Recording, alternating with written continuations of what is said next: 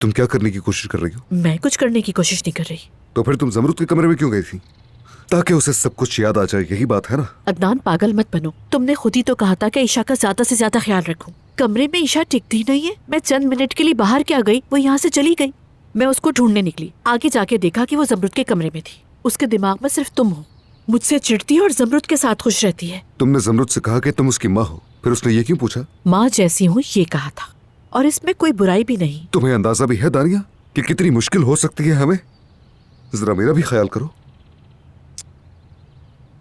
तुम दोबारा जमरुद के कमरे में नहीं जाओगी।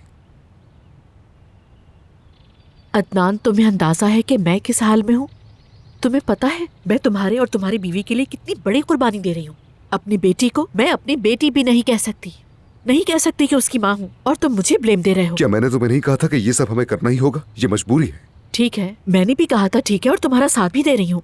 और तुम्हारे बर्ताव से लगता है कि जैसे मैं बेइस औरत हूँ। ये बताओ ईशा को क्या कहेंगे? कब तक ऐसे चलेगा? देखो, तुम्हारे पास इसका जवाब नहीं है। तुम्हें सिर्फ अपनी बीवी की फिक्र है। ठीक है, करते रहो तुम फिक्र, लेकिन मैं अपनी बेटी की करूंगी। क्या आपको अंदाजा भी है कि आप मुझसे क्या कह रही हैं? जानती हूँ बेटा, तुम्हें दोस्त समझकर बता दिया ताकि तुम्हें बाद में हैरत ना हो, और यही सच है जो मैंने तुम्हें बताया। एक मिनट, मतलब अदनान की पहले भी एक बीवी थी, सिर्फ ईशा को पाने के लिए दानिया से शादी कर ली। मेरा तो इस सब पर यकीन करना मुश्किल है।